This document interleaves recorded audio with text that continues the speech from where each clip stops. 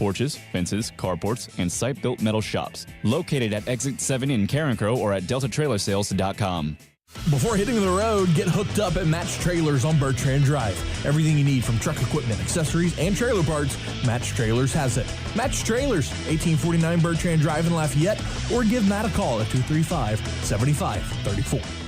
Acadiana area businesses. Is it time to make an impact? Time for more traffic, more engagement, time for more customers? Then it's time to make a splash with Bass. Bass is now offering digital marketing, indoor and outdoor digital signage, billboards, and video production to help you reach more customers and close more business. For over 30 years, Bass has helped our customers tell their story. Bass Companies. Remember, a business without a sign is a sign of no business. Advertise with Bass. Find us around Acadiana or at bassltd.com.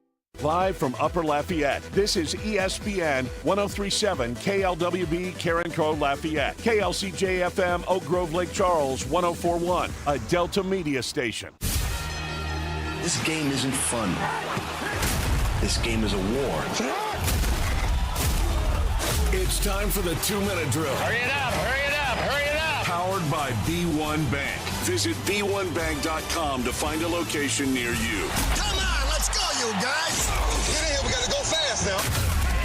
The LSU Tigers wrapped up their non-conference regular season schedule last night with a 13-6 win over rival Tulane. The Tiger offense exploded early, with Stephen Milam and Seth Dardar both picking up multiple RBI in the first 2 innings alone. Next up for the Tigers, they'll head east to Athens to face the number 6 Georgia Bulldogs in a conference series starting this Friday.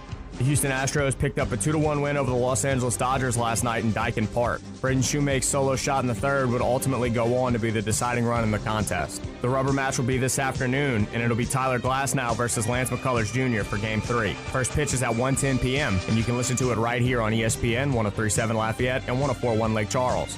And in some bad news for the Astros, it was reported yesterday that Carlos Correa injured his ankle before yesterday's game while in the batting cages. There is no timetable for his return, but reports indicate that he will meet with a specialist this morning to find out more information.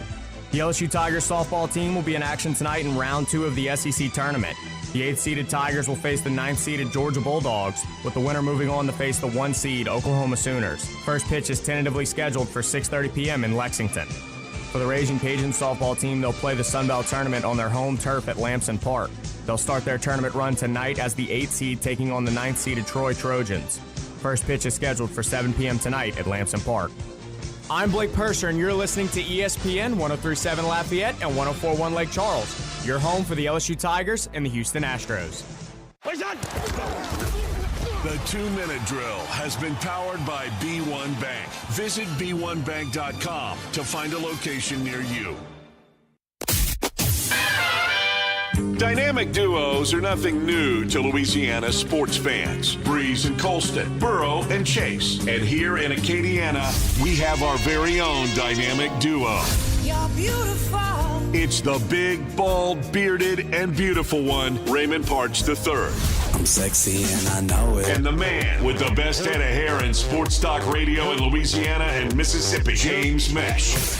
Here is RP3 and Mesh on ESPN 1037 Lafayette and 1041 Lake Charles, Southwest Louisiana's sports station.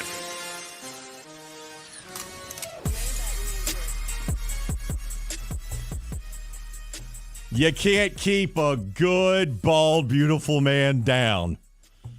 You can throw a couple of haymakers, hit me in the gut a few times, but I just bounce back. That's what I do.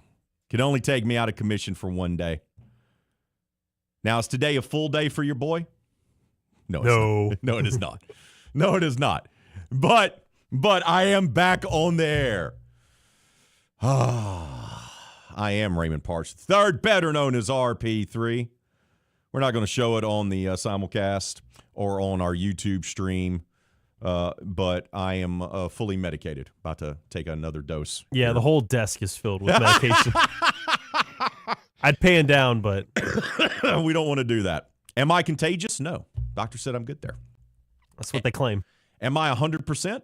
No. Do I have like 1,800 different infections? Yes. I'm to that age now. Doctor fussed at me. And then he also wanted to talk about college baseball with the Cajuns and LSU, which made my doctor's appointment always go a little bit longer than it should. My wife, Tina, sees him as well. Shout out to Dr. Polanco. And he's like, she goes, why does your appointments take so much longer? She goes, he sees me, we're done, blah, blah, blah. He asked me about you, and then we're done. And then I go to see him, and my appointment lasts usually about another 15 minutes longer because he wants to talk sports. So we chopped it up. After the examination, after he started writing me prescriptions, he wanted to know about just how bad the LSU baseball teams looked. And does he think them or the Cajuns are going to have a chance to make it to the thing? You want to talk about Barr being upset in the baseball playoffs? Oh, there we go. There we go. Man, Barb. There we go. So, yeah, I do my classic RP3 thing. I go get the shot. I get the script. And then you talk sports. I talk sports, and I inject myself with as many fluids and medication as possible. So here we are. My guy James, though, he led the way yesterday. I heard it. I listened. Man delivered 20-plus minute opening segment by himself. By himself. We usually do 20 or 21 as a duo. My man said RP3 is not feeling well. I got to step my game up. Unlike, say, James Harden, I'm going to come up clutch. Okay? Unlike Jason Tatum, I'm going to come up clutch. Whoa. He had that Mamba mentality yesterday, dominated the show, 2 great interviews. Let's give it up to James Mesh. There's no need to slander Jason Tatum. Oh, yeah. Well, the modern Duke players, man, they're always so healthy and come up clutch. Zion, Tatum. But I digress. We have a tremendous show today lined up for you. Obviously, the producer extraordinaire who manned the ship yesterday, James Mesh, is here. He claims he didn't get a haircut. It looks fresh. He's got a new do. It looks great, by the way. I'm fairly for certain the ladies are going to love this do. He says he didn't get a cut. He combed it differently, brushed it differently, styled it differently. Yeah, instead of going straight down to try and create the hairline, it just didn't look right, so I switched it up. You look good. You look like a little bit more confidence in your step. A Thank little you. pep in your step today. Appreciate that. We have a condensed show today because of Astros baseball. So we will have 2 guests lined up for you today. 11:30, our buddy Hunt Palmer will talk about the LSU baseball team. They did get a win last night. They tried everything in their power to not win that game. They tried really hard. They built up a big lead, and then they're like, well, let's see how many touchdowns we can give up to Tulane and let them try to rally in our final midweek game of the year. But they get the win. That's all that matters. We're starting to get recruits coming in, guys with names that we will struggle to pronounce for the LSU men's basketball team. So we'll dive into those topics and more with Hunt Palmer at 11:30. At 12 o'clock, Jamarcus Fitzpatrick. Going to talk all things Louisiana Raging Cajuns. Last night was dreadful. Losing in the manner that they did on the diamond against let's be honest, a mediocre UNO team. You do so at home. You wear the great jerseys, and you still lose. It was a comedy of errors, just a bad loss. And they hadn't had many of those this year. Actually, they had not had a bad-looking loss in the midweek all year until last night. The RPI is now dipped into the 50s. Gross. And now they're going to have to take care of business in their final 2 series and probably need to win a couple of games at the Sun Belt Conference Tournament in Montgomery to be able to get an at-large bid. You can't lose a game like this late in the season. That's why you had dozens of teams canceling their midweek games this week because they didn't want their RPI to be impacted if they ended up tripping up and losing. The Cajuns weren't scared. That's great. But you have to go out there and execute. They didn't do that, and now they've hurt their chances of making the postseason because they couldn't beat a UNO team on a Tuesday. Especially when the last 2 series that they have are against 2 of the top 3 teams in the conference. Now, the midweek game will be forgotten if they can take 2 from Coastal. Oh, yeah, you will easily forget that. Right, so everything's still in front of them. They just made it a little bit harder for themselves. There's a lot less room for error. Correct. So we also have the Louisiana Raging Cajuns taking part in the Sun Belt Conference Tournament. They'll be playing tonight, weather permitting. Doesn't look great outside. So plenty to get to there with Cajuns with Jamarcus at 12 o'clock.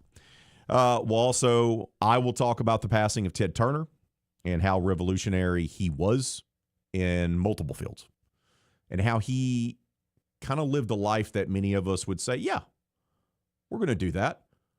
I got a bunch of money. I'm going to buy a baseball team and invest in the baseball team. I'm going to create a cable network because no one's ever done this. So I'm going to do this. Oh, by the way, I'm going to marry a famous Oscar-winning actress. Yeah, I'm going to do that too. Oh, by the way, I'm going to spark the Monday Night Wars in wrestling because I'm going to be invested in wrestling because I loved wrestling growing up.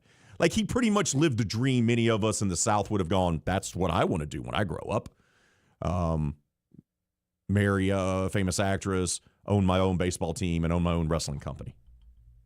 Not bad. And create a cable company. Yeah, not bad. Like not bad. Not bad. Uber successful. Oh, uber successful. So we'll dive into that as well. We also have our poll question of the day. It's about our softball teams here in the area. There's one obvious answer, like the real answer. And when I checked on it earlier today, in between, napping and getting well, I was surprised that no one was voting for the most obvious answer. I voted there. The team with the easiest path, and y'all were like, no, we ain't voting that. We'll get into that as well. But let's go ahead and get things started. It's time for today's specials. The fellas can't help with your lunch plans, but they can serve up the top stories of the day in bite-sized pieces. Time to order up today's specials here on RP3 and Mesh, presented by Southwest Volkswagen, located at 6184 Johnston Street. Order up. And before we get started with today's specials, I want to give a shout out to Mr. Bobby, friend of the station, friend of the show. He's the one that calls me 2 out of 3. He said, no rain today, Cat. Yeah. There it is. Of course, Bobby, yes. Mr. Bobby will be out there helping put on everything inside the actual press box there for the softball tournament. So, look, I'd love there to be no rain because I love when we get games in. Big fan of that. I know Kevin is as well. Also, messing up schedules, just don't love that either. It's never optimal. Never optimal. So I like Bobby's positivity. I've been sick for a few days, so I let that negativity creep in. That's on me, Bobby. That's on me. Thank you for calling me out on that. Need to be positive. But let's talk about something that happened yesterday. And we could dive into the fact that the Astros have added yet another person to the IL, and that Carlos Correa is going to have surgery on his left ankle and be out for the rest of the season, and that this season of misery looks like it's going to continue. We could do that. But that's not what I want to talk about. What I want to talk about is the AFCA board. That's the College Football Coaches of America. Okay? Mm-hmm. The college coaches have spoken. In a vote last week, the AFCA board, this was released yesterday. First on this was Ross Dellinger. He typically is first on these things. The AFCA board swung its support behind the following things. A playoff with the max participants, likely 24. That's what the Big Ten has been pushing over and over again. SEC doesn't want 24. Big Ten wants 24. But the AFCA board has come out, put it in writing that they support max participants likely being 24. Number 2, they have voted and are supporting discontinuing conference championship games outright, removing them as part of the process. And the third thing that they're doing, that they would like to do, that they voted on as a board representing the entirety of the AFCA, is ending the college football playoff by the second week of January. And this is what they've told the Yahoo Sports. All right, I want to dive in onto this because this is very significant, and this is something that we've been talking about, hinting at for a while here, that this was going to be happening. Okay. Expanding the playoff with maximum participation, I don't like this. But it's another sport where they expand the playoff. They're going to expand the playoff because money's involved, and that's why it's directly tied to number 2. Okay, and I'll get to that. So they want to expand to 24. Do I think we need a 24-team playoff in college football? No. Not even close. I've told you this over and over again. As much as we want to bag on the old BCS system, and as much as we want to complain about some teams not being put into the 4-team playoff when it was a thing, if you look back, they pretty much got it right every year. Like, they pretty much got it right every year. It was usually the two best teams got in. Maybe there were some years where you could go, well, that team deserved to be in over this team, maybe. But really, in reality, in the sport of college football, there's really only 5 to maybe 6 teams every year that can win the national title. That's the reality. Even in this new era of NIL expanding and doing everything, maybe that expands the pool to maybe 8 or 9. I may be willing to listen to that argument. But really, you're looking at 5 to 6 teams any season that have a legitimate chance of winning the national championship. So we're going to expand to 24. Okay. That's going to happen. Whether or not Greg Sankey's on board for it at first, that's eventually going to happen. They're already laying the groundwork here. The Big Ten has been working behind the scenes, calling people, texting people, emailing people, sending gifts, probably a cookie cake here and there to people to get them to be on board for a 2014 playoff. By the way, cookie cake, undefeated. Just saying. So, okay, don't be hating on the cookie cake. I'm not. Okay, just saying. Just wasn't expecting that. Well, I am a fat man, so we're going to be thinking about food. So this is going to happen. The SEC will go kicking and screaming with this, but eventually they will expand to 24. The reason why I don't like this is because it's going to be bloated for one. Mm-hmm. It's going to be watered down. It's going to be watered down. 2, there's no scenario where this means there's going to be more opportunities for group of 5 schools. Mm-mm. It's not going to happen. No. This means you're going to get 6 SEC schools in, 6 Big Ten schools in. There's 12. There's half of your there, and then the rest of it will be filled up. You understand what I'm saying? It'll probably be more like 8 Big Ten. If we're going to go to 24, let's do the math. Going to go to 24. Mm-hmm. I say 8 teams out of the Big Ten, mm-hmm. 8 teams out of the SEC. That puts us at 16 already. That's 2/3. Correct?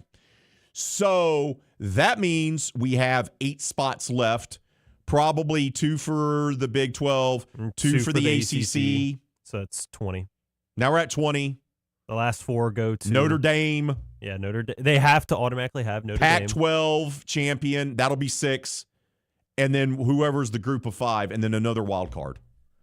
There's no scenario. The highest remaining ranking team. Yes. That's what's going to be. So go ahead and prepare yourself. That's why I don't think this is good. And there's going to be people that they're going to tell you that this is lovely, that this is amazing, that this is great. And look, having on-campus site games for the playoffs are going to be amazing. But 24 is way too big of a number. There's not enough quality teams to even fill up the bracket in that regard. And then you're going to further push out the little guy. We're going to have 3 and 4 loss teams from the Big Ten SEC that are going to be getting in. Ooh, and they're going to lose in the first round. Can't wait. And then not only that, but because of this, because they want to expand the playoff, but also be done by mid-January, that means they're going to take out the conference championship games. Now, that's the thing. I'm okay with this. And I'm okay with this not because I've always been ambivalent about conference championship games. I grew up in an era where you didn't have them. I remember when the SEC put on the very first conference championship game. It was between Florida and Alabama, and they were ridiculed for it. They even made a SEC network movie about it. It revolutionized college football because everyone was like, why would you do that? Why would you jeopardize your chance of playing for a national championship by being in a conference championship game? Why would you do that? That's stupid. That's ignorant. Well, they figured out it wasn't because it actually helped the standings of the teams that were playing in it. And the second thing was it was a big moneymaker. And then all the other conferences got in line and started having their own conference championship games. And they did serve a purpose. But now with the expanded playoff, we're already up to 12. They want to go to 24. There's no room for them anymore. There's no need for them anymore. We saw that the last couple of years where really the conference championship game was irrelevant. Take Indiana, Ohio State last year in the Big Ten. The loser still made the playoff. Mm-hmm. Now, it impacted seedings a little bit, right? But it didn't keep – you understand what I'm saying? So it doesn't impact it for the SEC. Doesn't really impact it for the Big Ten. These are the 2 organizations, leagues that are pushing this. So they're going to get rid of it. Now, I know Sankey wants to keep it for now, but once it's demonstrated that, look, if we expand the playoff, you're going to make even more money than you're making with having that conference championship game. And as soon as that data is in front of them, they're going to vote and say, yes, thank you very much. We'll have another. And also with the smaller conferences, too, as it currently stands with the 12 team, where you're only going to get the one school between the Sun Belt and other conferences. It could hurt your chances because if you're already the highest ranked team in one of the group of fives, you're only going to have the one spot anyway. If you get tripped up and lose to the other division champion who has 5 losses, well, then you're not in. You guys are cooked. Yeah. So that makes a lot of sense. The other component here, ending the college football playoff by mid-January, I'm here for as well. You have to compete with the NFL to begin with. And they want to sabotage you as much as possible because the only thing that they care about is making money. Having your championship end in January is perfect. I don't need college football national championship games in February. I don't. Especially when they start even earlier than the NFL, doing a week 0 in August. Correct. What I think is going to happen, what I anticipate happening is that the weeks, and there's already been discussions about this as well, this has been reported on, that your week 0, who we all make fun of because like Hawaii's playing Cal or Fresno State is playing, Massachusetts or whatever it might be, right? And there's kind of lackluster lineup and it's only half a schedule. What's going to happen is that week 0 is going to be your opening week now. It will be a full slate of games. They'll do that. They'll eliminate the conference championship games and start the college football playoff right off the bat. They'll also take away the second bye week. Probably, yes. So this is what they'll do. I'm here for it ending earlier. I'm okay with getting rid of conference championship games. I don't have an emotional attachment to them because I remember them. I remember college football without them. So it's not a big deal for me. But the expanding to 24, I think, is a mistake. I think it's just gluttony. But they're going to make money off of this. They're going to make a ton of money off of this.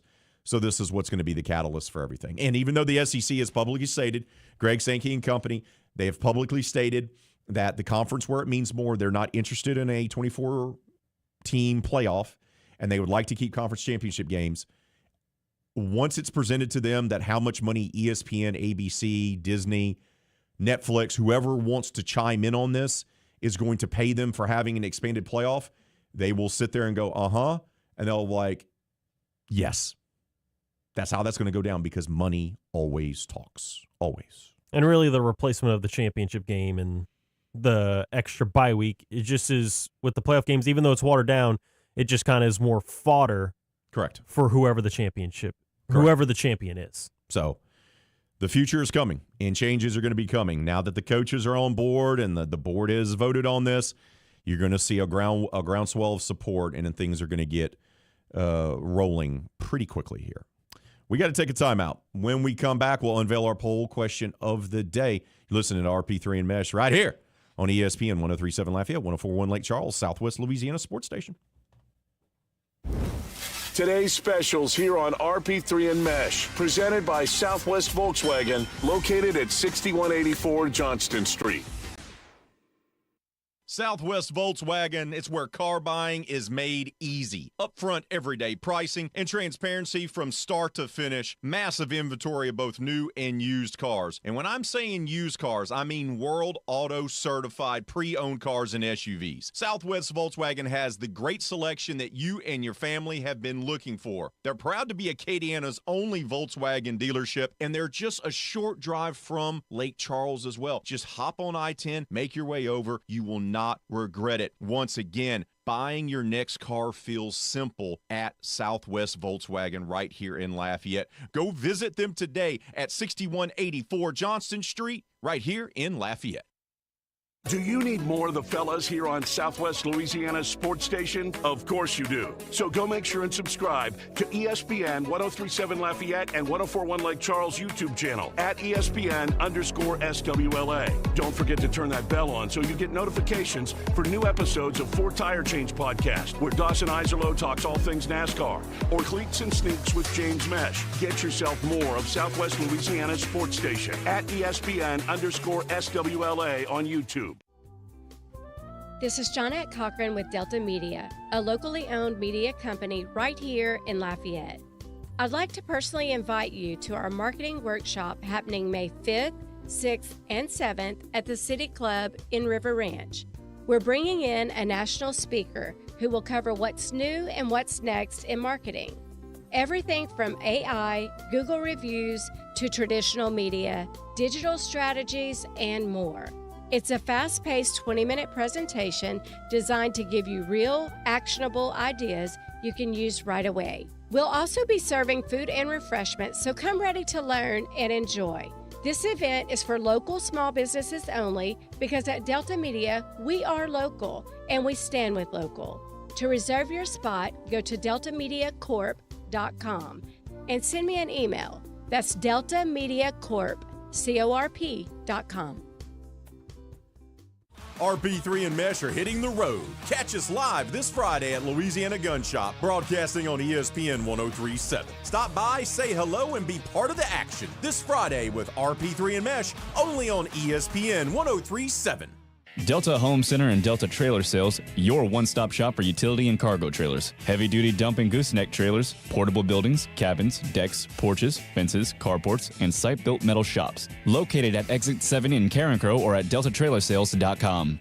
My brother-in-law died suddenly, and now my sister and her kids have to sell their home. That's why I told my husband we could not put off getting life insurance any longer. An agent offered us a 10-year, $500,000 policy for nearly $50 a month. Then we called SelectQuote. SelectQuote found us identical coverage for only $19 a month, a savings of $369 a year. Whether you need a $500,000 policy or a $5 million policy, SelectQuote could save you more than 50% on term life insurance. For your free quote, call SelectQuote at 1-800-672-7070. That's 1-800-672-7070. Or go to SelectQuote.com. 1-800-672-7070. That's 1-800-672-7070. SelectQuote. We shop. You save. Full details on example policies at selectquote.com/commercials.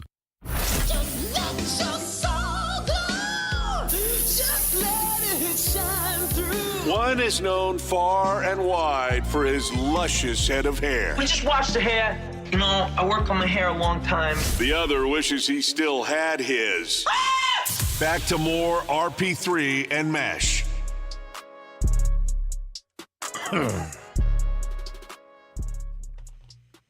Time to unveil that poll question of the day. Is it about how much medication I'm taking? No, but I watched you take some more during the break. He's racking them up, I'm telling you. Boom.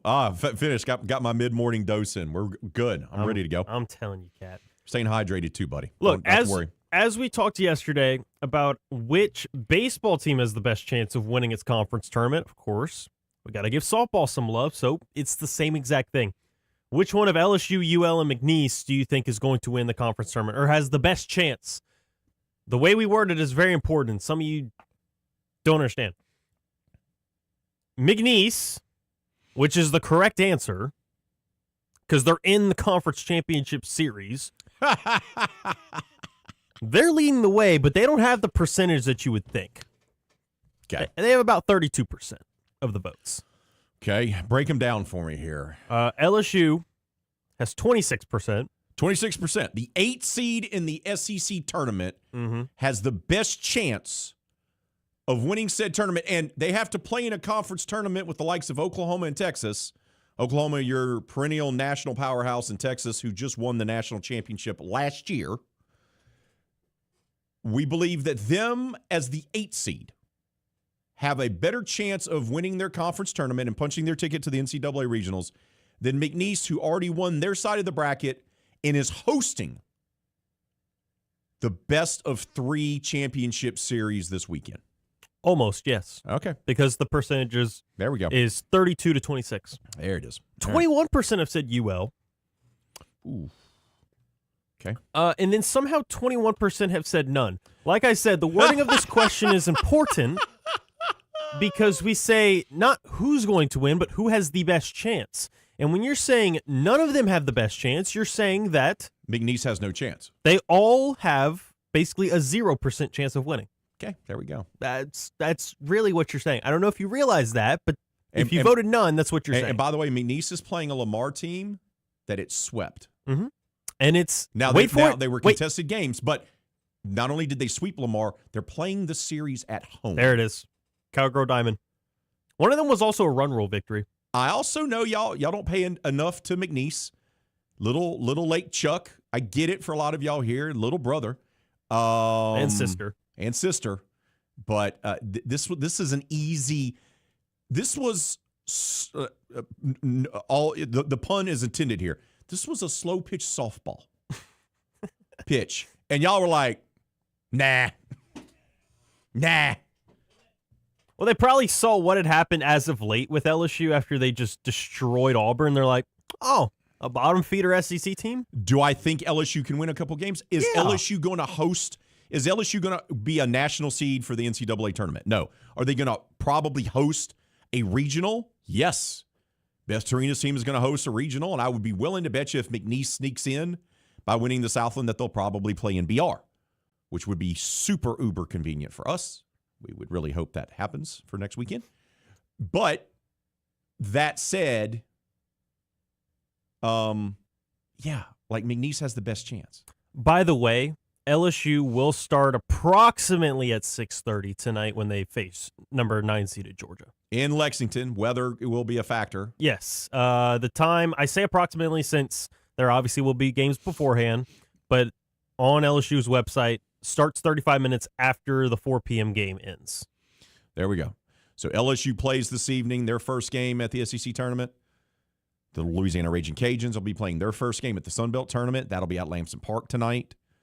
And, of course, McNeese is resting up as they prepare for their 3-game championship series in Lake Charles this weekend. Championship series. But keep voting. Even if you vote wrong, you're allowed. This is a free country. This is America. We support your choice to make poor decisions. But you can keep voting. I'm looking at Ton's comment. It's funny. He says, McNeese and LSU are both decent bets. There we go. Keep your votes coming. Keep leaving your comments as well. We got to take a timeout. When we come back, how about our first guest, campus check-in, Hunt Palmer. That'll be next. This is RP3 and Mesh, live on ESPN 103.7 Lafayette and 104.1 Lake Charles, Southwest Louisiana's sports station.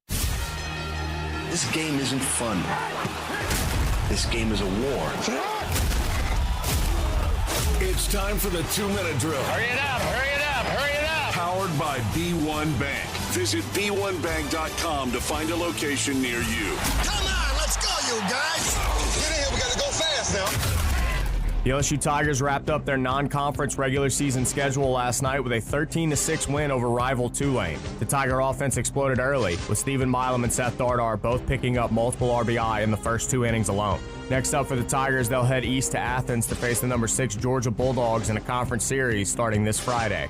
The Houston Astros picked up a 2-1 win over the Los Angeles Dodgers last night in Daikin Park. Braden Shoemake's solo shot in the third would ultimately go on to be the deciding run in the contest. The rubber match will be this afternoon, and it'll be Tyler Glasnow versus Lance McCullers Jr. for Game 3. First pitch is at 1:10 p.m., and you can listen to it right here on ESPN 103.7 Lafayette and 104.1 Lake Charles. And in some bad news for the Astros, it was reported yesterday that Carlos Correa injured his ankle before yesterday's game while in the batting cages. There is no timetable for his return, but reports indicate that he will meet with a specialist this morning to find out more information. The LSU Tigers softball team will be in action tonight in round 2 of the SEC tournament. The 8th-seeded Tigers will face the 9th-seeded Georgia Bulldogs, with the winner moving on to face the 1-seed Oklahoma Sooners. First pitch is tentatively scheduled for 6:30 p.m. in Lexington. For the Raging Cajun softball team, they'll play the Sun Belt tournament on their home turf at Lamson Park. They'll start their tournament run tonight as the 8th seed taking on the 9th seeded Troy Trojans. First pitch is scheduled for 7 p.m. tonight at Lamson Park. I'm Blake Persher, and you're listening to ESPN 103.7 Lafayette and 104.1 Lake Charles. Your home for the LSU Tigers and the Houston Astros. The 2-minute drill has been powered by B1 Bank. Visit b1bank.com to find a location near you. ESPN 103.7 Lafayette and 104.1 Lake Charles is the proud winner of 4 2026 LAB Prestige Awards, including Best Use of Digital Media, Foot's Friday Fury, Best Live On-Site Remote for our Super Bowl Radio Row coverage, Best Promotion for our No Shave November initiative, and Radio Young Professional of the Year for Dawson Iserloh. We're proud of being Southwest Louisiana's sports station and are humbled to be recognized by the Louisiana Association of Broadcasters. New tax resolution firms are popping up every day with high-paid celebrity endorsers advertising ridiculous claims in their TV ads. That's why they have the tiny, unreadable disclaimers at the bottom of the screen. Hi, this is Kerry Bryson with the Bryson Law Firm. Our ads never have those ridiculous, fast-talking, tiny disclaimers at the end because, simply put, there are no guarantees when it comes to the IRS and wiping out tax bills. And we don't make promises we can't keep.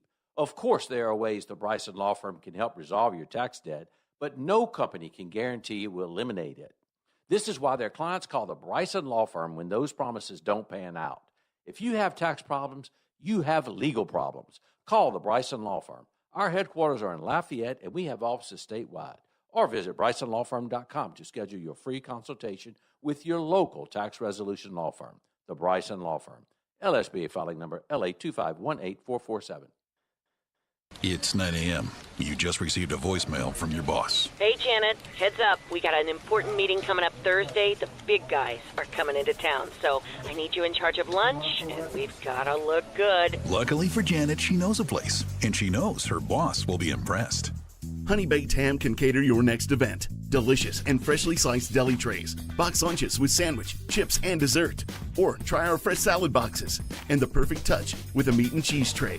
Honey Baked Ham Company. Power up your life with Ace Electric. Whether you're upgrading your home, business, or tackling a brand new project, Ace Electric has you covered with a full range of superior services that include light switch replacement, smoke detector installation, ceiling fan or light fixture installation, and surge protector installation. You would be shocked, pun intended, at our amazing service. Thanks to Ace Electric, my home is brighter, safer, and more energy efficient than ever. Ace Electric's team was fast, friendly, and got the job done right the first time. From whole home rewiring to emergency repairs, Ace Electric delivers top quality service at affordable prices. Don't get left in the dark. Call Ace Electric today at 337-565-2908. That's 337-565-2908. Or visit us online at ace-electric.biz. Ace Electric, powering your world, one connection at a time. Ace Electric, your personal Here we go. Let's head around the state we call the Boot to find out what's happening at the collegiate athletic programs in Louisiana. This is Campus Check-In. Today, we check in with the LSU Tigers. And we do so with our friend Hunt Palmer of LouisianaSports.net and ESPN 104.5 in Baton Rouge. Hunt, how are you today, my friend? I'm doing all right. How are things across the basin? Well, you should be doing great. LSU won, and then your Cubs found a way to win a game that they probably shouldn't have, but thanks to the competition not being able to field a ball, you got a win. That wasn't even attempting to field it. That was, I'm not sure what it was. The Cubs are great. LSU is better than they were 5-6 days ago. They're still in pretty bad shape, but better than they were a week ago. Right. So, look, wins are wins, and LSU needed them, and they got them in a sweep of South Carolina, a team that's not very good and has already fired their skipper, who was the former LSU National Championship skipper, Paul Maneri. But you got to start somewhere, and where do we stand now in your thought process with 6 games left, all conference games? You have to go play the best team in the SEC in Georgia on the road, but they did lose one of their best hitters to injury now. You're going to be then at home at the box next week, Thursday, Friday, Saturday, against a at times can be a wildly inconsistent Florida team. And then there's the SEC tournament. They sit at 9 conference wins. I've been stating if they get to 13, if they get 4 more conference wins, which will likely mean they have to win at least one game in Hoover, that they are going to find their way into an NCAA regional. Is that what you think as well this morning? I have studied that more extensively this morning than I have at any other point over the last month, just because it was not necessary over the last month based on the way they were playing and the way that their metrics were trending. They're still, and there's a story that'll be up at LouisianaSports.net in 22 minutes at noon that'll lay it out as far as they sit with the teams in the rest of the SEC. I'm not getting into ACC resumes and Sun Belt resumes and Big 12 resumes right now. That's something for probably the week of the SEC tournament if LSU makes that relevant. But I'll talk you through it. I mean, they're not in a very good spot. Now, because of the conversation that we're having, for them to get into a spot where this discussion is worthwhile, they're going to win 4 of their last 6 games. If they only win 3 and they've got 12 SEC wins, they're not going to get in. They're just not, unless there's some sort of wild circumstances in front of them that backs the bubble up way further than usual. They're not going to get in. So for the purposes of this discussion, LSU wins 4 of the last 6 against Georgia and Florida. Well, if you do that, then you jump into a group with Vanderbilt, who's got a worse RPI than you. However, they have one more league win, and their last 2 weekends are against Missouri and South Carolina. That's a nice break of the schedule for Vanderbilt, although their metrics are bad right now. Kentucky has an RPI that's better than LSU's at 34. They've got a 2-game lead on LSU. I also don't think they're very good. They're at Florida this week, and they play Arkansas. Kentucky has already lost weekend series this year to Missouri, to Vanderbilt, and to I believe South Carolina as well. Yeah, so they've had losses to 3 of the worst teams in the SEC. Their metrics are not great. If Kentucky falls down a few rungs and you win 4 games, you could pass them. And then Tennessee, you do have a head-to-head win over them in league play, but their metrics are a lot better than LSU's across the board.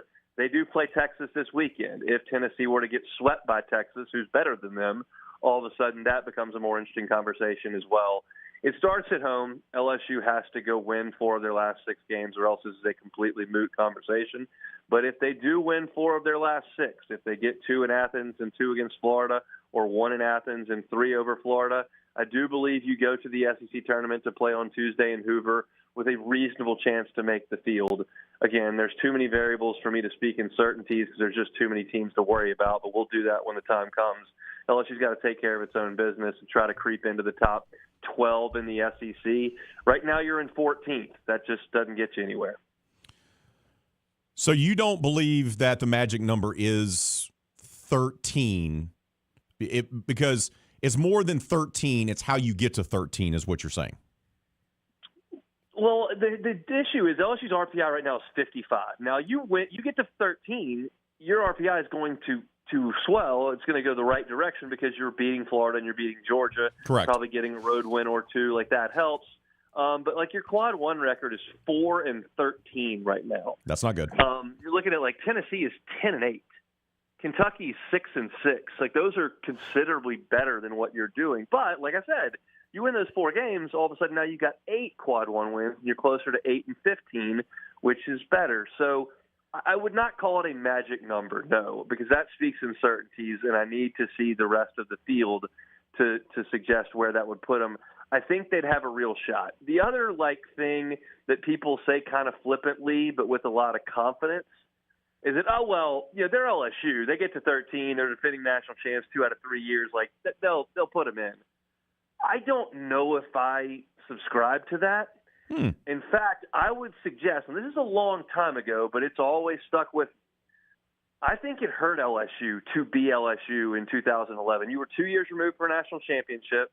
You went 13-17 in the league, and you got left out. And I think that you got left out because the committee may have said, LSU's fans are going to care about college baseball next year no matter what we do. Let's throw St. John's in the mix and see if they can't, do something in the postseason. They gave a ridiculous reason to leave LSU out on national television. Said, well, they were 13-17, and 6 of their wins came against Tennessee and Kentucky, who were the worst 2 teams in the league. And I wanted to go, okay, they might have been the worst 2 teams in the SEC. Who was St. John's beating in the Big East?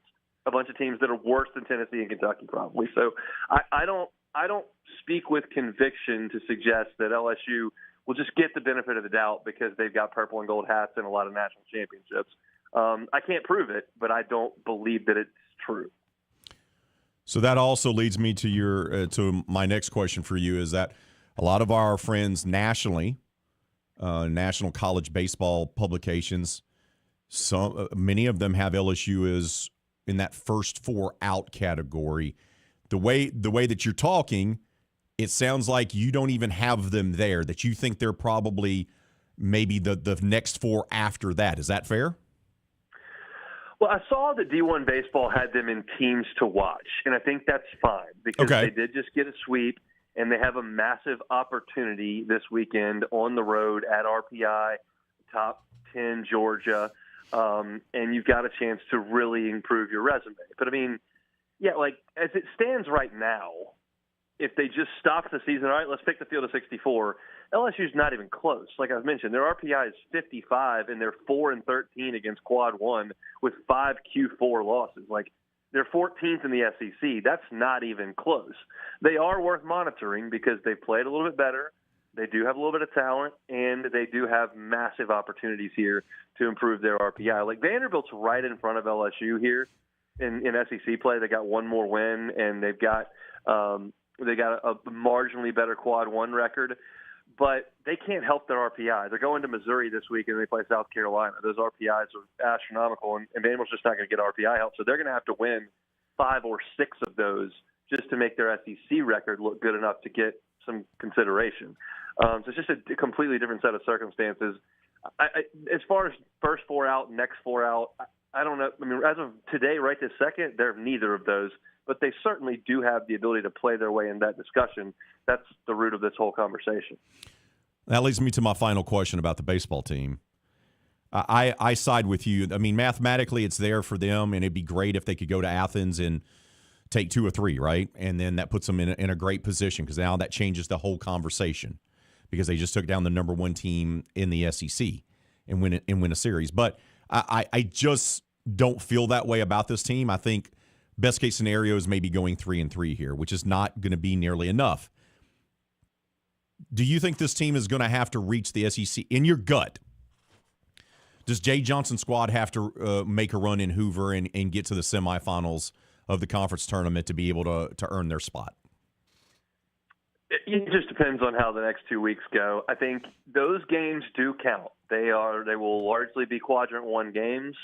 They will impact RPI. Like, they matter. And a lot of times LSU goes to Hoover, and it doesn't matter what they do. Last year may have been one of those cases. We'll never know, but they lose to A&M in that first game. They may have just been fine. I'm in the top 8 anyway. But they sometimes do matter. And if you go there on Tuesday and you win Tuesday, Wednesday, Thursday, Friday, and you add 4 wins to your ledger, then you increase your Quad 1 winning percentage and you boost your RPI, call it 8 points just for grins. Like, yeah, that matters.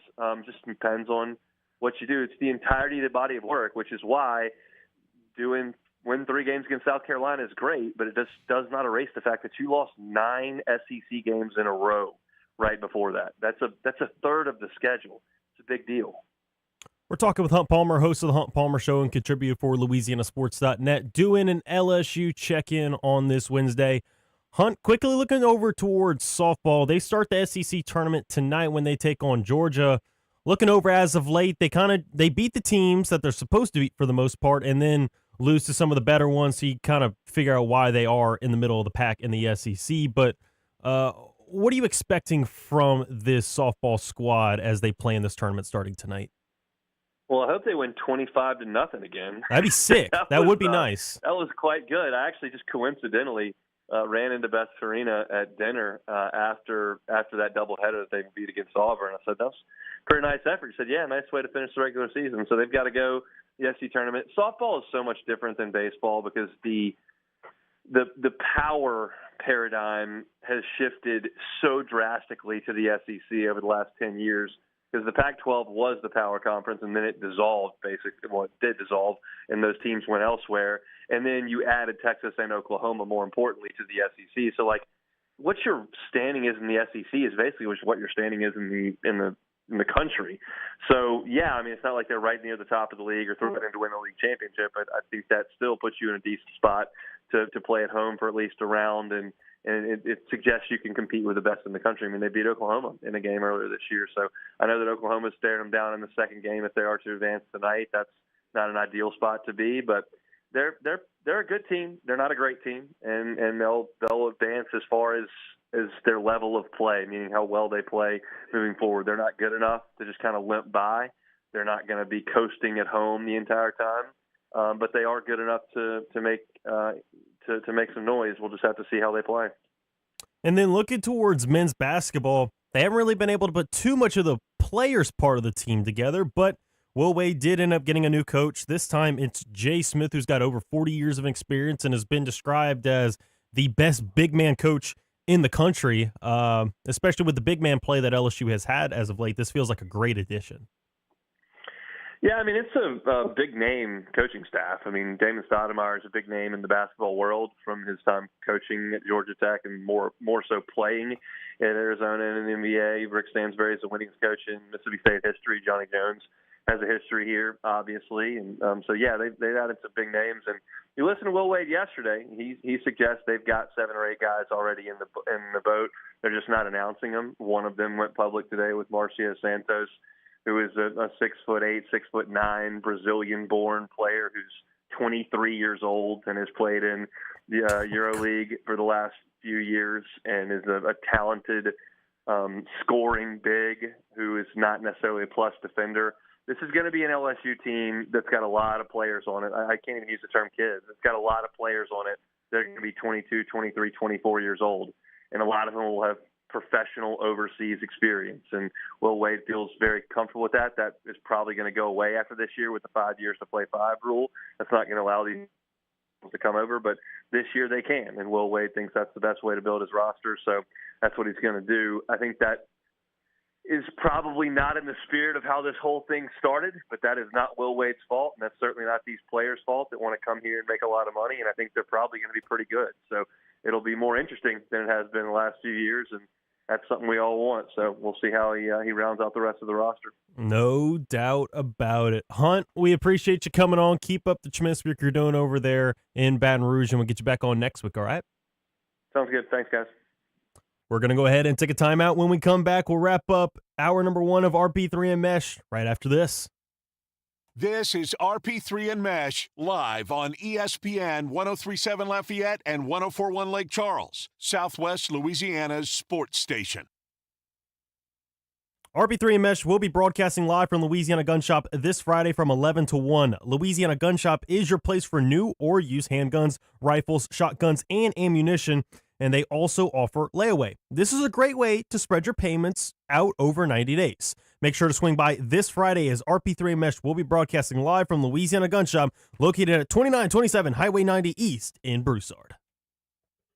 ESPN 103.7 Lafayette and 104.1 Lake Charles is your home for the Houston Astros. And the Astros stun the Mariners. Hunter Brown, Yordan Alvarez, and the rest of the Astros are looking to get back to the postseason. You can listen to every pitch, hit, and thrilling victory of the Houston Astros. Incredible!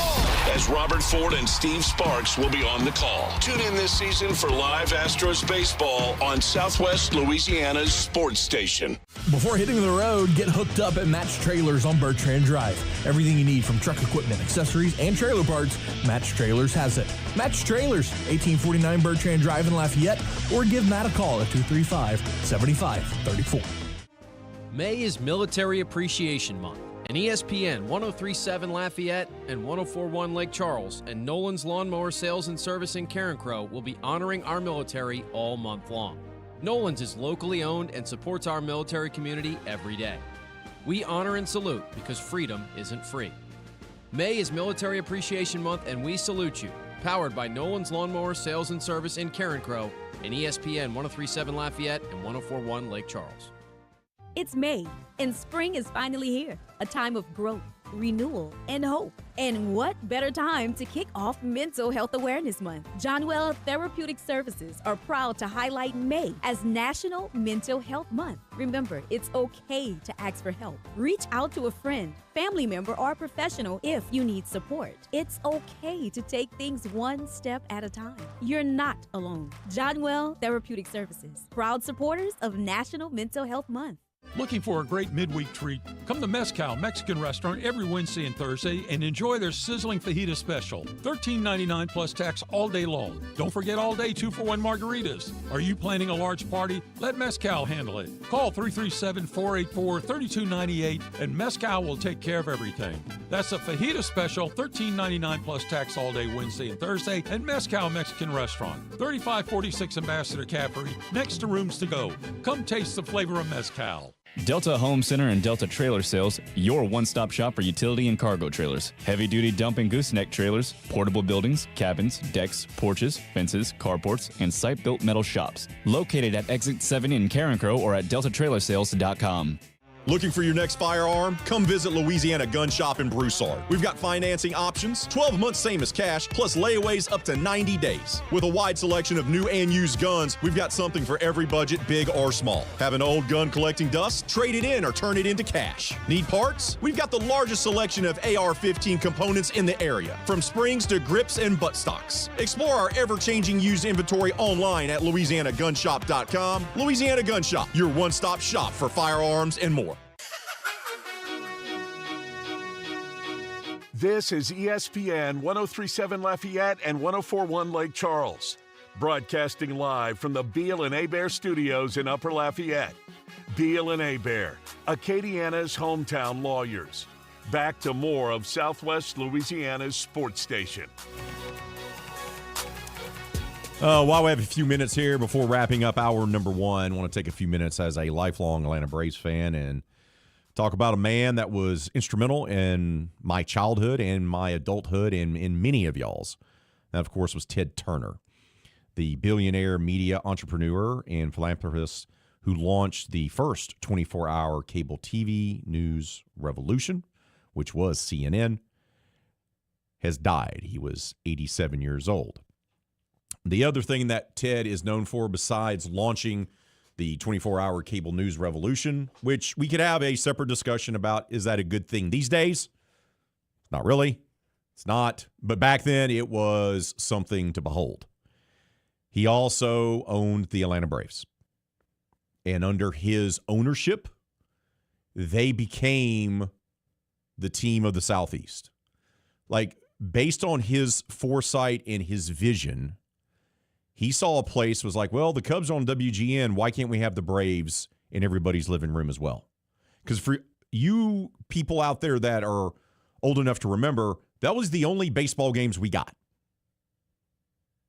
WGNN, which was always a day game because the Cubs always played during the day, and TBS for the Braves.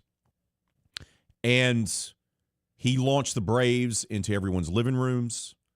I grew up listening to the Braves on the radio with my grandfather. That's how I became a fan of them, being raised in Mobile. And then when they got put on TBS, then I could see them. And that was a game changer. Being able to see your favorite baseball team multiple times during the week on TV, mind-blowing. And he also was not afraid of spending money and doing whatever he could to turn them into one of the best teams in the league, which they were for the pretty much the entirety of his ownership. They only got the one ring, but they were the dynasty of the National League, at least.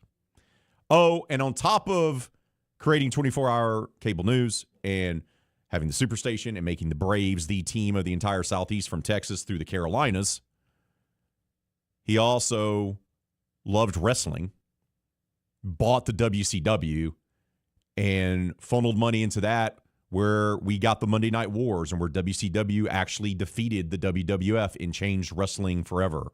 The Attitude Era is there because of the NWO and because of Ted Turner owning them and funneling money to a wrestling organization. Ted Turner, a legend in so many rights, has passed away Sad day for Braves fans and old school wrestling fans alike. Hour 1's in the books. Hour number 2, we'll kick it off with Jamarcus Fitzpatrick talking Cajuns. That's next. Did you know you can get great tasting Clear Springs artesian water delivered to your office or your doorstep at home? Clear Springs is 100% local with their own bottling facility at the world-famous Kentwood Aquifer, no chemicals added. Just pure Kentwood, Louisiana artesian water. Clear Springs Water offers delivery of 5 or 3-gallon water service with a hot and cold temperature water cooler or even single-serve bottles delivered to your home or office. Easy to reach, clearsprings.net, then contact us tab or 337-519-3563. Ready to transform your backyard into the summer paradise you've always dreamed of? With Duplessis Builders custom gunite pool packages, we make it simple to own a stunning, long-lasting, in-ground pool built just for you. Choose from classic designs, all customizable to fit your space, style, and budget. Our pools come with quality finishes, energy-efficient equipment, beautiful lighting, and professional installation from excavation to decking so you can dive in before the next heat wave hits. Don't just dream it, build it. Visit DuplessisBuilders.net. May is National Military Appreciation Month, and at Nolan's Lawnmower Sales and Service in Carencro, we're proud to thank the men and women who serve and protect our country every day. And when it comes to protecting your lawn, choose Skag zero-turn mowers. Skag mowers are tough, built to last, and trusted by professionals. To show our appreciation, Nolan's is offering a special 15% discount for all active military in May. Stop by Nolan's Lawnmower Sales and Service in Carencro and check out the full lineup of Skag mowers. Nolan's Lawnmower Sales and Service, and thank you to all our military members. Misfits Dine and Drink, a destination restaurant in Broussard, is constantly evolving. Dine in for great food and a great atmosphere. Whether it's lunch, dinner, or brunch on Saturday or Sunday, stop in to enjoy a handmade gourmet pizza or one of their delicious pastas. Take a sip of their new and seasonal craft cocktails and mocktails. And don't forget dessert. Try the birthday cake bread pudding. Whether it's new menu items or old favorites, come to Misfits for a great food experience. It's classic Italian with a modern twist. Misfits Dine and Drink, 200 Heritage Parkway off Highway 90 in Broussard. Live from Upper Lafayette, this is ESPN 1037 KLWB Carencro Lafayette, KLCJ-FM Oak Grove Lake Charles 1041, a Delta Media station. This game isn't fun. This game is a war. It's time for the 2-minute drill. Hurry it up, hurry it up, hurry it up. Powered by B1 Bank. Visit b1bank.com to find a location near you. Come on, let's go, you guys. Get in here, we gotta go fast now. The LSU Tigers wrapped up their non-conference regular season schedule last night with a 13-6 win over rival Tulane. The Tiger offense exploded early, with Stephen Milam and Seth Dardar both picking up multiple RBI in the first 2 innings alone. Next up for the Tigers, they'll head east to Athens to face the number 6 Georgia Bulldogs in a conference series starting this Friday. The Houston Astros picked up a 2-1 win over the Los Angeles Dodgers last night in Daikin Park. Braden Shoemake's solo shot in the third would ultimately go on to be the deciding run in the contest. The rubber match will be this afternoon, and it'll be Tyler Glasnow versus Lance McCullers Jr. for Game 3. First pitch is at 1:10 p.m., and you can listen to it right here on ESPN 1037 Lafayette and 1041 Lake Charles. And in some bad news for the Astros, it was reported yesterday that Carlos Correa injured his ankle before yesterday's game while in the batting cages. There is no timetable for his return, but reports indicate that he will meet with a specialist this morning to find out more information. The LSU Tigers softball team will be in action tonight in round 2 of the SEC tournament. The 8th-seeded Tigers will face the 9th-seeded Georgia Bulldogs, with the winner moving on to face the 1-seed Oklahoma Sooners. First pitch is tentatively scheduled for 6:30 p.m. in Lexington. For the Raging Cajun softball team, they'll play the Sun Belt Tournament on their home turf at Lamson Park. They'll start their tournament run tonight as the 8th seed taking on the 9th-seeded Troy Trojans. First pitch is scheduled for 7 p.m. tonight at Lamson Park. I'm Blake Purser, and you're listening to ESPN 1037 Lafayette and 1041 Lake Charles, your home for the LSU Tigers and the Houston Astros. The 2-minute drill has been powered by B1 Bank. Visit b1bank.com to find a location near you. Dynamic duos are nothing new to Louisiana sports fans. Breeze and Colston, Burrow and Chase. And here in Acadiana, we have our very own dynamic duo. You're beautiful. It's the big, bald, bearded, and beautiful one, Raymond Parch III.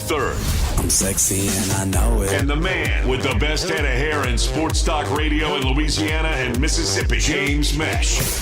Here is RP3 and Mesh on ESPN 1037 Lafayette and 1041 Lake Charles, Southwest Louisiana's sports station.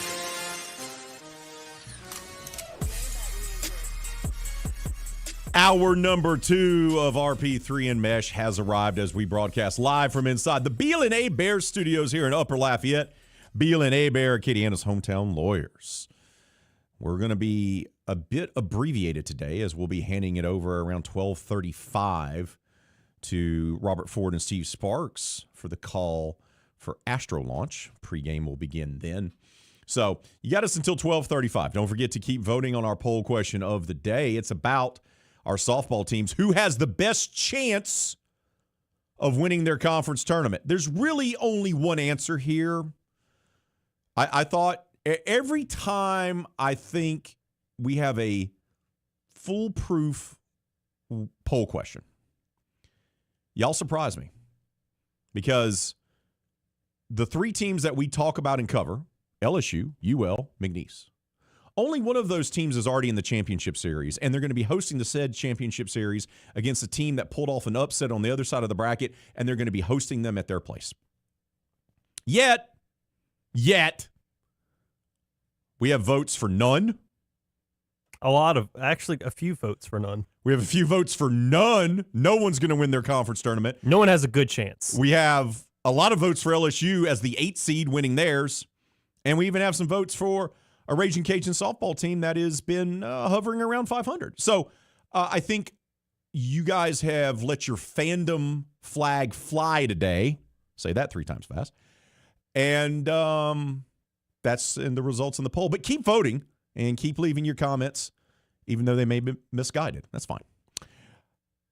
We do want to bring on our second and final guest on this abbreviated edition of the show. And it's time to do that with Campus Check-In. Here we go. Let's head around the state we call the Boot to find out what's happening at the collegiate athletic programs in Louisiana. This is Campus Check-In. Today, we check in with the Louisiana Raging Cajuns. And we do so with our good friend, Jamarcus Fitzpatrick of KATC. He joins us now. Jamarcus, good day to you, brother. How are you? It's all good, my man. Always good when I can come on the show with you guys. Appreciate you making the time. I want to start off with baseball because they were due to have a stinker of a midweek game, and it just so happens to occur at the most inopportune time for them as their RPI takes a huge hit as they lost last night to UNO in a game that they should have won, but they didn't. The UNO Privateers come into the Teague, score 3 runs in the top of the 10th on 1 hit to claim the extra inning victory. UL issued 2 walks and hit 2 batters in the decisive 10th inning. Gross. And it was just one of those nights, right? It was a disastrous game where the UL pitching staff walked 10 batters and hit 7 more for 17 free bases. I said 17 free bases. And this comes a day after finding out that one of your starting infielders and one of your better hitters is going to be now sidelined for the rest of the year due to an injury that requires surgery. There's not many worse ways to start off a week than what's going on with the Raging Cajun baseball team. Yeah, it's pretty nasty, everything that you listed there, man. I mean, you come in and you control your own destiny at this point and trying to be able to get yourself towards a regional, which is something that you missed out on last season. And you had a week where it was supposed to be don't lose any games that you're supposed to win, which was one against UNO, and you lose that one. And now you're going to head to App State, which they've been playing really good baseball, and they're positioned well in the standings. And then after that, you wrap up your regular season with Coastal Carolina, who was the runner-up in the College World Series last season, coming to town. So it's a perfect, terrible storm for you right now if you're Matt Diggs and company. But the good thing about that is that you still have 6 more games in front of you. Now, if they cannot have the pitching and the hitting to sync up together, they will not make a regional for the second straight year. That is what it really boils down to at this point. So if they are able to have an outing, not exactly what they had in game 1 against Georgia State where you score 14 runs, because that's not going to happen every single game, but if you can get early offense and if you can get a solid pitching performance, then that is always going to be a recipe for victories for you down the stretch. They got their work cut out for them. They're going to have an opportunity, especially with App and then with Coastal, right? They're going to have this opportunity to rack up some quality wins, and it would pretty much erase the bad loss from last night. My question to you is this. Can they do that without one of their best hitters and best leaders going to be in the lineup day in and day out the rest of the way, including for the Sun Belt Conference Tournament in Montgomery? Well, we saw Josh Lim kind of get some burn a little bit in the infield. We saw Coach Diggs kind of swap some things around with Donovan LaSalle and Lee Amade there at second, I believe, as well.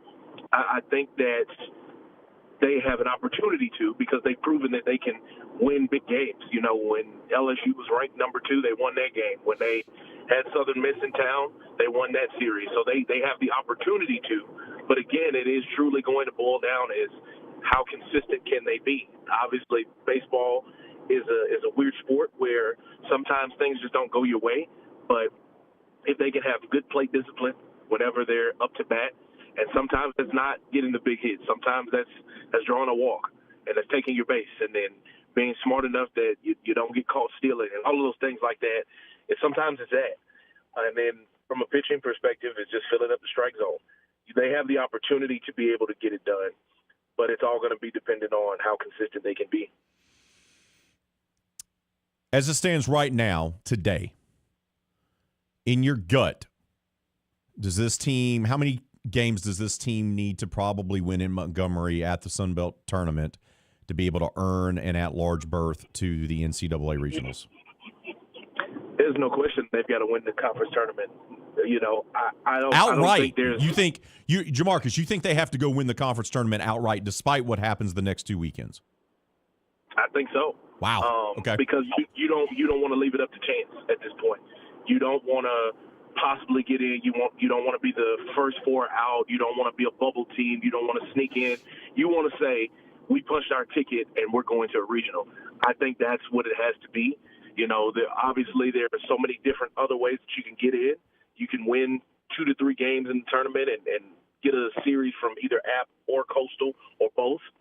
But if it's me, I don't want to leave it up to chance. I'm going in and I'm saying, let's win the whole thing. That way we know that we have a spot in there. It's fair enough. I think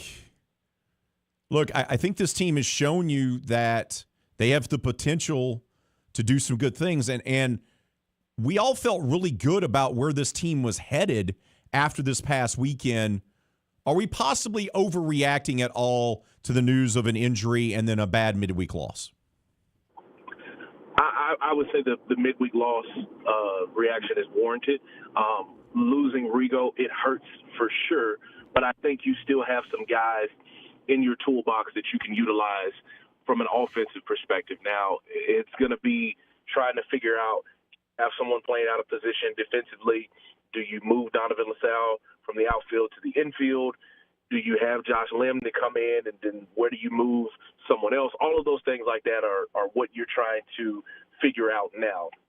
But losing a nasty midweek game like that, when you rallied back, you tied it up, you took a lead, and then you substantially give it away, you know, that is absolutely warranted for the reaction that it's given right now, because you had an opportunity to get it done and you just weren't able to do it. We're talking with Jamarcus Fitzpatrick of KATC for our second and final campus check-in of the day, this time looking at the Louisiana Raging Cajuns. And now, Jamarcus, we'll move over to the softball team since they start the conference tournament tonight. It'll be at Lamson Park, so they do at least have that some sort of advantage. But from what you had seen late after what you'd seen against South Alabama on the road last weekend, it kind of just further proves that the only real chance that you would give the Cajuns is the fact that it's at home and not having to go somewhere else. Absolutely. You know, they've had a phenomenal record at Lamson Park, and, you know, Coach Abbott's kind of alluded to that on Monday, that they really feel like, after talking with the team, that it might just be the fan base that gives the players that extra juice to be able to get it done. You know, and I've talked about this ad nauseum on Raging Rundown, in different episodes that, that is great. And, Cajun Nation is a great fan base. But whenever you're going on the road in any program, in any sport, you have to be able to go and create your own energy because you're in a hostile environment. You're in a place where people are not cheering for you, and you have a smaller window of people that will be cheering for you. So you have to go in. You have to get hype early. You have to make those plays early. You have to make it happen early. So obviously having the conference tournament here at home is a plus, and if they're able to have the Cinderella type of run that Coach Habb has been talking about, then they will get to a regional. But then you are absolutely going to have to go onto the road. So even if you make the run happen, you get to a regional, you're still going to have to overcome those road woes that you've had throughout the season. So it's great that it's going to be here. It's going to be an electric atmosphere tonight. I'm sure it's a 7 o'clock game. It's going to be truly exciting. But if they don't handle their business, then the season will obviously be over. And then if they do handle their business and win it all, they still have to figure out how to win on the road. And they have to win out and win the conference tournament to get in, right? No question. The strength of schedule that they have is fairly solid, but it's just a win-loss record, man. Like Ray said in the introduction, they're hovering right around 500. And their record is eerily similar. If I'm not mistaken, it might be the exact same record that it was in 2025. And they've just got to find a way, man. All the chips are on the table. The hay is in the barn, all of those cliches that you can think about. And, that does make them a little bit more dangerous, in my opinion, because they have nothing to lose. And they know that, hey, if we go out, at least we get to do it in front of our fans. So I think that they're going to come out and play a little bit more loose than they usually have. And the big players that they have on their team, like Haley Hard and Kennedy Marceau and Brooke Otto, all of them that are all conference players, they're going to come out, and if they can have really, really good games and then the hitting can sync up with the pitching, then it could be a recipe for success for them. Looking towards tonight's matchup, they'll face the Troy Trojans, which Troy had to come over here at Lamson earlier in the year, back at the beginning of April. They won 2 out of 3 on that one, including getting an extra innings win 5-4 on Saturday. How do you feel about this matchup a month later? I think that it is a matchup that is favorable for the Cajuns because they know this opponent. They know what they're up against. But we know that it's not going to be easy to beat a team for a fourth time, because obviously they're going to throw out their best arm because that's just the way that things are going to go here in conference tournament play. You're trying to keep winning, surviving, and advancing to go to the next round. So they're going to see Troy's best pitcher, and they're going to throw out their best pitcher for the Cajuns as well. And it'll be interesting to see how they can come up with some early offense to get things going. And if they can, this team could definitely be dangerous and potentially go on a run. What do you think's been the difference with this offense as of late? Because even in the home games when they beat Marshall, the most they scored was 5 runs, and they looked good 2 weeks ago against Coastal. Do you think it's just a little bit of a rough stretch, or is it something else?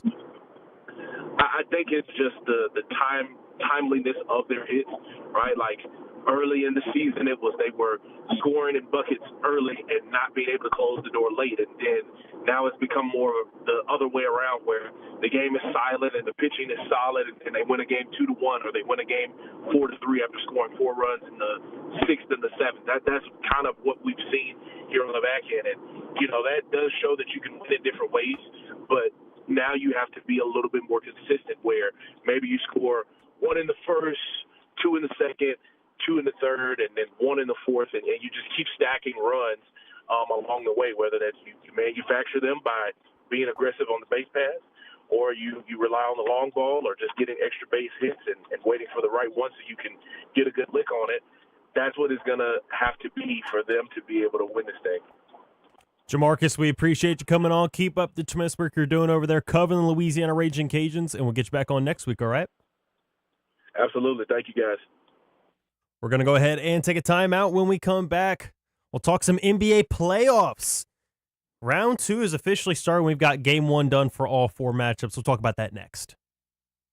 This is RP3 and Mesh live on ESPN 1037 Lafayette and 1041 Lake Charles, Southwest Louisiana's sports station. May is Mental Health Awareness Month, and ESPN 1037 Lafayette and 1041 Lake Charles have teamed up with Johnwell Therapeutic Services to bring awareness to mental health. Johnwell Therapeutic Services Glenda is a licensed professional counselor providing individual therapy to adults. She has over 15 years of experience working with clients in a variety of settings, whether you prefer in-person sessions or convenience of telehealth. Support is available across Louisiana. Book your appointment today by visiting Psychology Today and searching for Glenda Johnwell.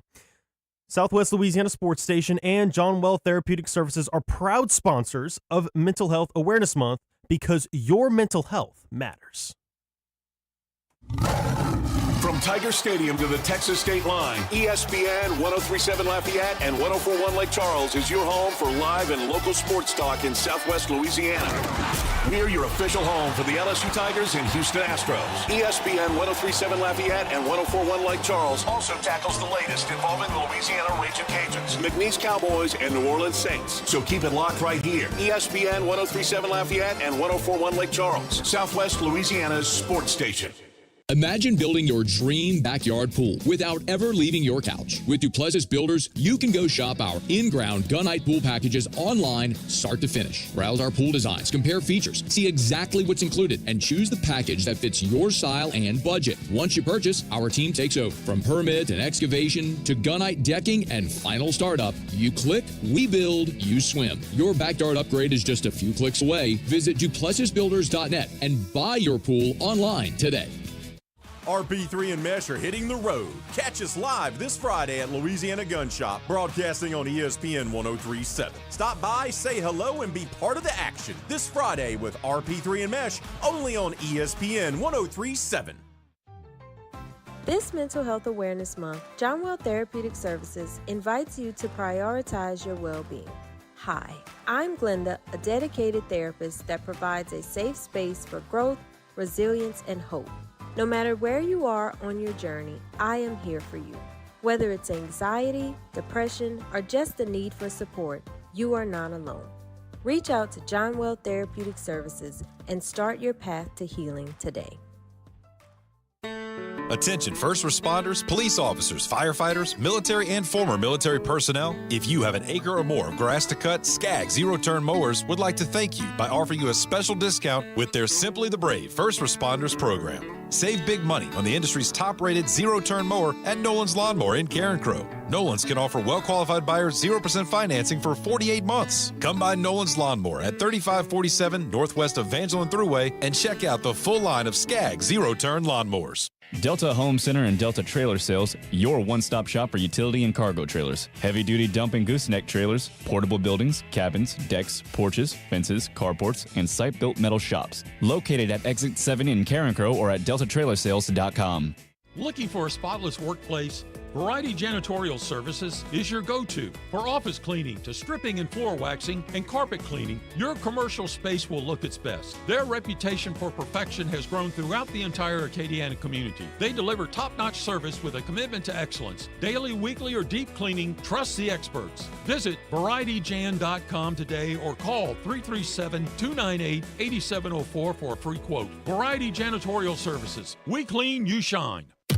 One enjoys eating hot dogs and watching baseball. The other loves eating sushi and playing yogurt U-card games. Not sure exactly what that is, but good for him, I guess. Anyway, back to more RP3 and Mesh. Oh, it's time for our guy, James Mesh, to break down the NBA playoffs, the thing that he loves so much. Absolutely. Already got news about a playoff game tonight that Joel Embiid will be resting. He won't be able to go in game 2 of a conference semifinals. Yeah, he's got the ankle and hip injuries.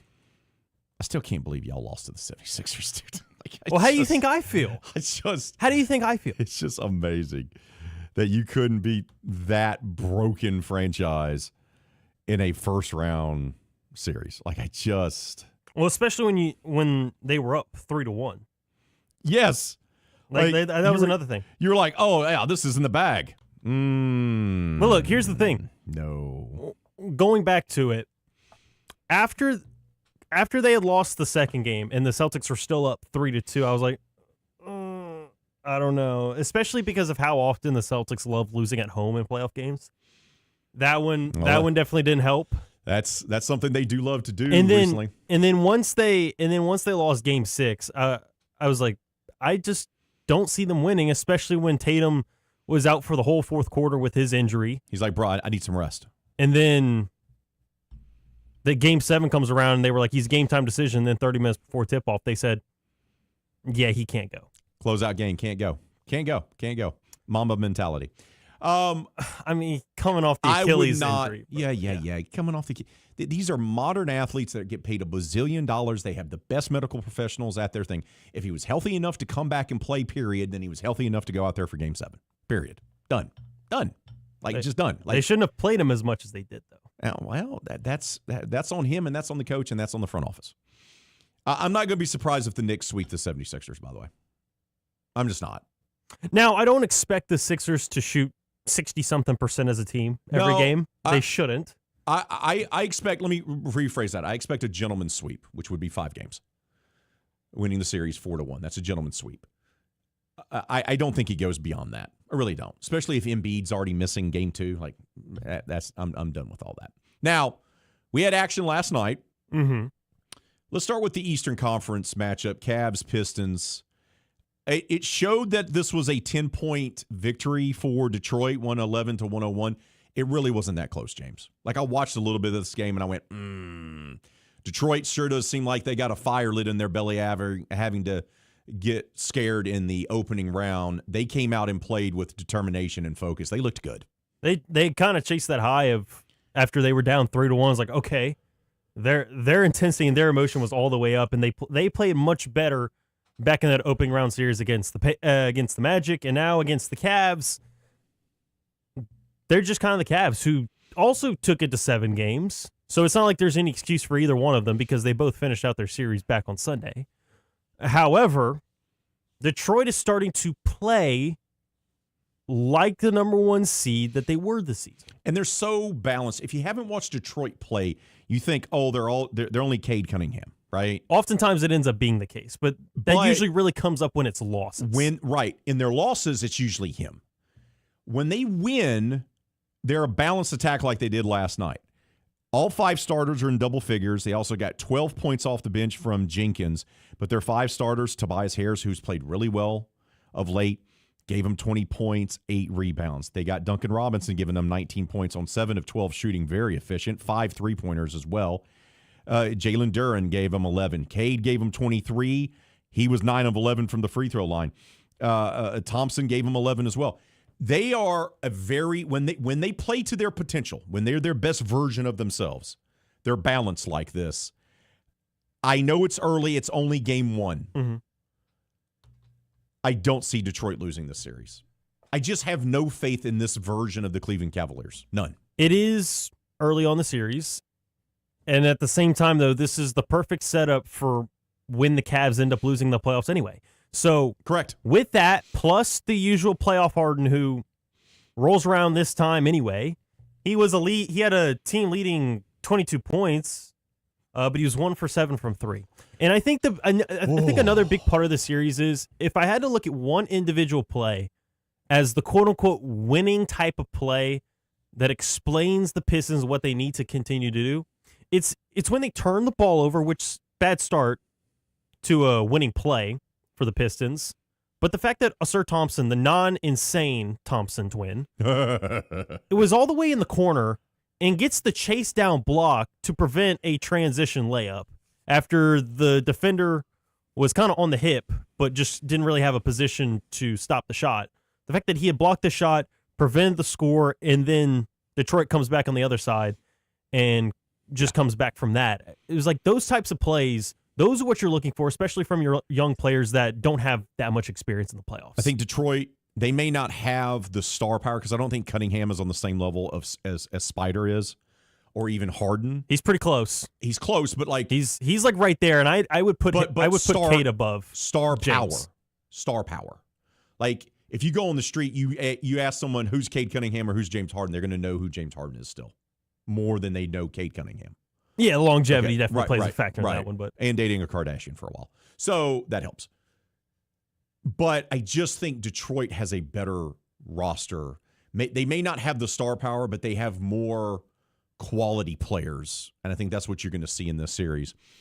The other game that was last night was Lakers Thunder. If you're getting 27 points, 4 rebounds, and 6 assists from the old man LeBron James, that's good.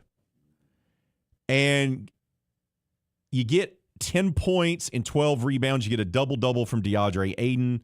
You get Marcus Smart that gives you 12 points, 7 assists. That's great, but he was 4 of 15 shooting. Austin Reeves gave you nothing, 8 points? That's not nearly enough. AR's been awful since he came back, by the way. He has been bad. Now you lose Jared Vanderbilt with a gross hand-arm injury that made the Thunder bench go, start throwing up in their mouth. The whole thing with Luka's super weird, right? Like, I don't understand. You even have reporters going out and say, well, okay, he went to Europe for treatment, but why is he in Spain? Like, first of all, I wouldn't have picked the Lakers to win this series even if Luka was healthy because I don't love the Lakers roster. LeBron is an all-time legend. Luka is great. I like what DeAndre Ayton gives them as a double-double guy. He's never going to be a huge scorer. Marcus Smart's gutty defender, right? He can also give you buckets, even that he's more of an advanced age. Now, Austin Reeves, though, has looked awful since he came back, and you're getting nothing out of, like, Kennard or Hayes or their bench. They're not really – they're not a very good bench team. And Oklahoma City is young and deep and dynamic, and they're the defending champs. So I would still pick OKC, even if Luka was there. But the Lakers have no chance in Hades to even win 2 games without Luka. Like, there's just no way. Well, I was also looking at how it's gone down, not only with last night's game, but also since AR has come back, and he's been bad, but also by a proxy of that, Luke Kennard was kind of playing that AR role, and he was playing it really well, but ever since he had to revert back to that previous role where Luke Kennard looks like the usual Luke Kennard, where he's kind of been a disappointment his whole career, I think that's been a proxy of that. And then not only that, but if you had to look at a positive for the Lakers, I think the fact that Marcus Smart has really put an emphasis on I'm going to guard Shea because he's always been a great defender. That gave Shea some fits for sure. That's great. And Shea was held in check for 18 points, 8 of 15 shooting, right? That's great. And turned the ball over a bunch last night. But they don't have anyone defensively that can guard Chet Holmgren. Oh, no. Aiden's getting crushed. And Aiden's not a defensive player, right? He's a double-double guy, but an offensive double-double guy. Yeah, he's more of an offensive rebound guy. Correct. So Holmgren is eating them alive because they have no one that can guard him. So Chet's offensive game, which has been developing all year anyway, right? That gives them another legit option. I mean, if you would have said, hey, you're going to hold SGA to 18 points and Jalen Williams and Alex Caruso off the bench are going to give you a total of 8 points and that's it, you would think the Lakers would be able to win that game, and they comfortably lost it by 18, James. So even when you had 2 of their big key players not contribute and their best player, the reigning MVP, get held under 20 points, they still lost by almost 20. And not only that, but Shea only got to the free throw line 3 times because he was trying to draw those fouls like Embiid does, but they weren't giving him the whistle like usual. So, perfect scenario, Shea doesn't get the whistle. You hold him under 20. 2 of their big bench point guys, Williams and Caruso, they gave you barely anything, and you still lost by 18. I give the Lakers no chance. It was a lot of bad basketball from Los Angeles aside last night. No chance. We got to take a timeout. When we come back, we'll get you set up for Astro Launch with Robert Ford and Steve Smarks. That's next. This is RP3 and Mesh live on ESPN 103.7 Lafayette and 104.1 Lake Charles, Southwest Louisiana's sports station. This game isn't fun. This game is a war. It's time for the 2-minute drill. Hurry it up, hurry it up, hurry it up. Powered by B1 Bank. Visit b1bank.com to find a location near you. Come on, let's go, you guys. Get in here, we gotta go fast now. The LSU Tigers wrapped up their non-conference regular season schedule last night with a 13-6 win over rival Tulane. The Tiger offense exploded early, with Stephen Milam and Seth Dardar both picking up multiple RBI in the first 2 innings alone. Next up for the Tigers, they'll head east to Athens to face the number 6 Georgia Bulldogs in a conference series starting this Friday. The Houston Astros picked up a 2-1 win over the Los Angeles Dodgers last night in Daikin Park. Braden Shoemake's solo shot in the third would ultimately go on to be the deciding run in the contest. The rubber match will be this afternoon, and it'll be Tyler Glasnow versus Lance McCullers Jr. for Game 3. First pitch is at 1:10 p.m., and you can listen to it right here on ESPN 103.7 Lafayette and 104.1 Lake Charles. And in some bad news for the Astros, it was reported yesterday that Carlos Correa injured his ankle before yesterday's game while in the batting cages. There is no timetable for his return, but reports indicate that he will meet with a specialist this morning to find out more information. The LSU Tigers softball team will be in action tonight in round 2 of the SEC tournament. The 8th-seeded Tigers will face the 9th-seeded Georgia Bulldogs, with the winner moving on to face the 1-seed Oklahoma Sooners. First pitch is tentatively scheduled for 6:30 p.m. in Lexington. For the Raging Cajuns softball team, they'll play the Sun Belt Tournament on their home turf at Lamson Park. They'll start their tournament run tonight as the 8th seed taking on the 9th-seeded Troy Trojans. First pitch is scheduled for 7 p.m. tonight at Lamson Park.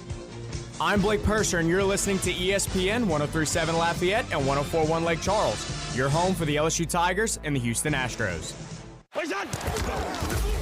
The 2-minute drill has been powered by B1 Bank. Visit b1bank.com to find a location near you. ESPN 103.7 Lafayette and 104.1 Lake Charles is the proud winner of 4 2026 LAB Prestige Awards, including Best Use of Digital Media, Foot's Friday Fury, Best Live On-Site Remote for our Super Bowl Radio Row coverage, Best Promotion for our No Shave November initiative, and Radio Young Professional of the Year for Dawson Iserloh. We're proud of being Southwest Louisiana's sports station and are humbled to be recognized by the Louisiana Association of Broadcasters. It's Nurses Week, and we're celebrating real heroes of healthcare right here in our community. Delta Media Corp, along with Service Chevrolet Cadillac, is hitting the road with cookie trays and sweet treats to say thank you to the nurses who go above and beyond every single day. From fast-paced emergency rooms to clinics, long-term care, and home health, your compassion, skill, and dedication truly make a difference. You show up when it matters most, bring comfort, care, and hope. To every nurse, thank you for all you do. We appreciate you this week and all year long. This is your Chiropractic Expert Minute, brought to you by Dr. Quentin Briscoe, chiropractic physician.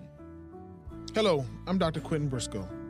Veterans, are you struggling with chronic back pain, neck issues, or reduced mobility? You're not alone, and you have options. Chiropractic care is part of your VA health benefits, and at Briscoe Chiropractic, we specialize in non-surgical, drug-free solutions to help manage your pain and improve your well-being.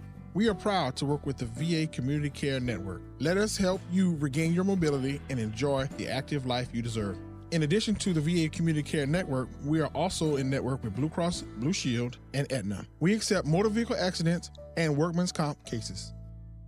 To schedule an appointment with Briscoe Chiropractic, visit drqmb.com or call 337-534-0091.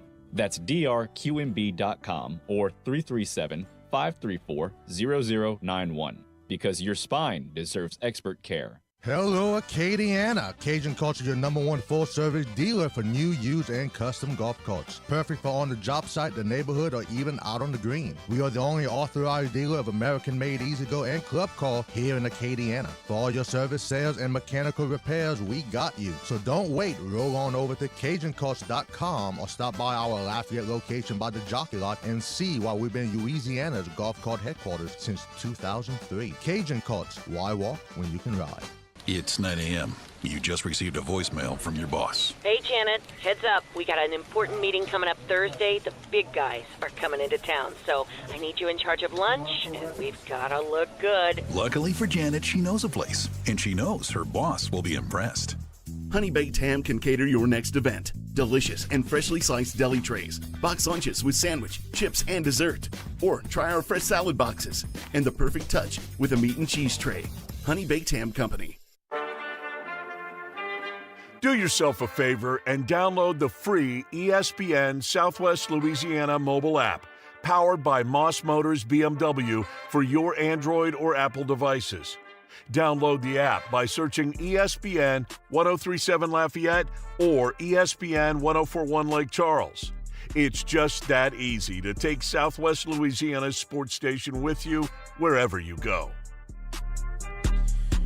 Oh, let's take a moment to thank our guest, Hunt Palmer from LouisianaSports.net and the Hunt Palmer Show on ESPN 104.5, talking all things LSU. Jamarcus Fitzpatrick from KETC joining us to talk all things Louisiana Raging Cajuns for our 2 campus check-in visits today. Quick update on the poll question of the day before we hand it over to Robert Ford and Steve Sparks for afternoon baseball with the Houston Astros, Mr. Mesh. Oh, which softball team has the best chance of winning its conference tournament? McNeese is winning, but they have a third of the votes. 24% apiece have gone towards LSU and Louisiana. The other 19% said that none of them have the best chance. Basically, none of them have no chance, even though one of them is in the conference championship series. There we go. Shout out. Shout out to everyone who voted. Keep those votes coming. Keep leaving your comments on Facebook and on X. We'll be back on the air tomorrow from 11 till 1. We got the Mad Dog Ron Higgins lined up. We got Les East from CrescentCitySports.com lined up. We'll recap the NBA playoffs. We'll recap conference tournament for our softball teams like LSU and UL and so much more. All the breaking news we'll be able to get to and recap for you and share with you on tomorrow's show. But until then, be safe out there. Be kind to one another. Houston Astros baseball pregame Astro launch with Robert Ford and Steve Sparks is next.